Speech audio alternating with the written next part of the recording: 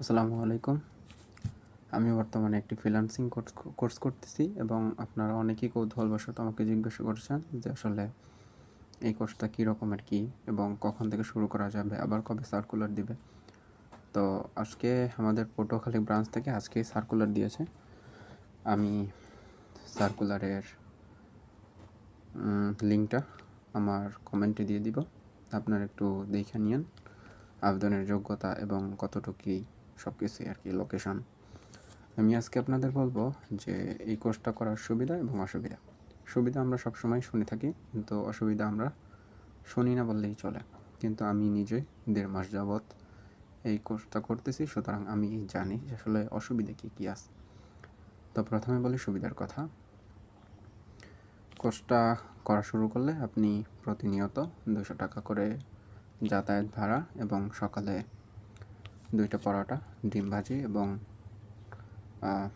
এবং ভাজি পাবেন, সাথে ডাল ভাজি হতে পারে সেটা। আর দুপুরে 2 দিন মুরগির গোশত, 2 দিন ডিম এবং 2 দিন মাছ।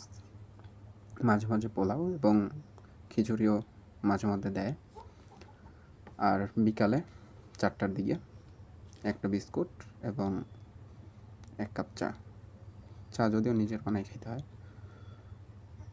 এই হচ্ছে আমাদের সুবিধা। আরও আছে, একটা ব্যাগ দেয় ল্যাপটপ ক্যারি করার জন্য এবং একটা আইডি কার্ড, খাতা কলম আর একটা শিডিউল, যে 3 মাস আপনারা ক্লাস করবেন, এই ক্লাস কি কোন দিন কোন কোন ক্লাস হবে এইটা আর কি। যাই হোক, আমরা সুবিধা অনেক কিছু শুনলাম। আর অসুবিধা হলো, প্রথম যে অসুবিধা সেটা হলো আমাদের প্রত্যেক দিন 8 ঘন্টা করে ক্লাস করতে হবে। টানা হইতে পারে, শুক্রবার বন্ধ নাও পাইতে পারেন, 1 মাস টানা ক্লাস করা লাগতে পারে। আবার যারা আমার মতো আঙ্গারিয়া থেকে বা একটু দূর থেকে ক্লাস করতে যাবেন, তাদের প্রতিদিন প্রায় 1-1.5 ঘন্টা খালি যাতায়াতই যাবে। আর প্রত্যেক দিনের ভাড়া কিন্তু তারা প্রত্যেক দিন দেয় না।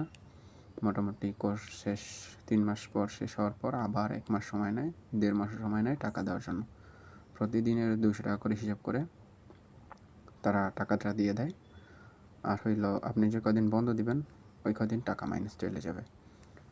টানা 3 দিন বন্ধ দিতে পারবেন না। বন্ধ দিলেও হয়তো 1, 2, 3 দিন বন্ধ দিলেও আবেদন দরখাস্ত লিখে তারপর যদি তারা অ্যাপ্রুভ করে তারপর আপনি বন্ধ দিতে পারবেন। আর যদি বলি অসুবিধা,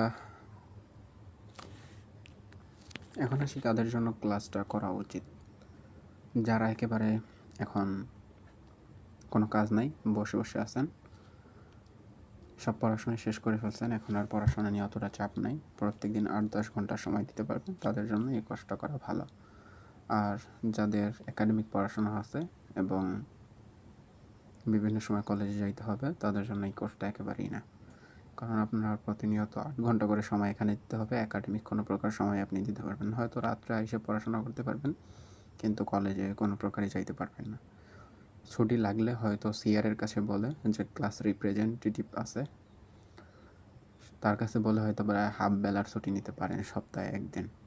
যখন আমি নিজে সিআর এবং আমি মাঝে মধ্যে কয়েকজনের বন্ধ দিই, সুতরাং বিশেষ কোনো কাজের জন্য আপনি বন্ধ নিতেই পারেন, কিন্তু প্রত্যেক দিন সপ্তাহে 2-3 দিন বন্ধ দিবেন এমন অসম্ভব। টানা 3 দিন বন্ধ দিলে ড্রপ আউট করে দেয়, অর্থাৎ বাহির করে দেয়। আপনি শেষ, আপনার যে কয়দিন ধরেন 1 মাস আপনি ক্লাস করছেন, তারপর আপনার বাইর করে দিল, তাহলে আপনি আর কোনো কিছুই পাবেন না। আপনার সাথে আর এই সংস্থার সাথে কোনো প্রকার যোগাযোগ নেই। পরবর্তীতে আপনি এসে কিছু বলতে পারবেন না, কারণ আপনার ওইখানে যখন আপনি ভর্তি হবেন তখনই আপনাকে একটা স্লিপ ধরাই দিবে, ওই স্লিপের মধ্যে এই শর্তগুলো দেওয়া থাকে। তারপর আপনাকে এখানে, আর যাদের একেবারে এখানে প্রবেশ করা উচিত না, যেমন কেউ এখন পর্যন্ত কোনো কম্পিউটার কোর্স করে নাই, সে জানে না কীভাবে টাইপ করতে হয়, সে জানে না কোনটাকে কী বলে, এগুলো যারা জানে না তাদের একদমই এখানে আসার দরকার নেই। ন্যূনতম হইলে 1 মাস সময় কম্পিউটারে দিয়ে তারপর এখানে আসা উচিত। আর যারা মনে করে যে না, 1 মাসের মধ্যে কম্পিউটার কোর্স করতেছি, 1 মাসের মধ্যে আমরা ল্যাপটপ বা কম্পিউটার কিনতে পারবো, তাদের এই কোর্সটা করা যাইতে পারে, তারা করতে পারেন। কিন্তু যারা একেবারে ল্যাপটপ কিনবেন বা কম্পিউটার কিনবেন না, শুধু টাকার জন্য বা এমনি এটা এক্সপিরিয়েন্সের জন্য এখানে আসতেছেন, তাহলে তাদের জন্য এটা ভুল হবে। আপনি শুধু শুধু আরেকজনের জায়গাটা নষ্ট করতেছেন। কারণ হলো আপনি রপ্ত না করলে বা চেষ্টা না করলে আপনি এটা ভুলে যাবেন, কারণ এটা প্রতিনিয়ত চেষ্টা করার জিনিস। আর পরীক্ষার প্যাটার্ন কীরকম হবে বা কোশ্চেন কীভাবে হয় ওটা আমি কমেন্টে দিয়ে দেওয়ার চেষ্টা করবো, সর্বোচ্চ চেষ্টা করব। যদি কেউ ইংরেজিতে ভালো থাকে, দক্ষ থাকে, তাহলে আমি মনে করি যে প্রশ্ন পড়ার পর সে অনায়াসে উত্তর দিতে পারবে, কোনো সমস্যা হবে না। এই আর কি, অনেকক্ষণ কথা বললাম। যদি আপনাদের আর কোনো সমস্যা থাকে, প্রথমত হইল A to Z এই ভিডিওটা দেখতে হবে, তারপর আপনি আমাকে কোশ্চেন করেন যে আসলে এটা বুঝি না বা এটা আমাকে বুঝাই দাও। আমি সর্বোচ্চ চেষ্টা করবো আপনাকে বুঝাই দেওয়ার জন্য। ঠিক আছে, আল্লাহ হাফেজ।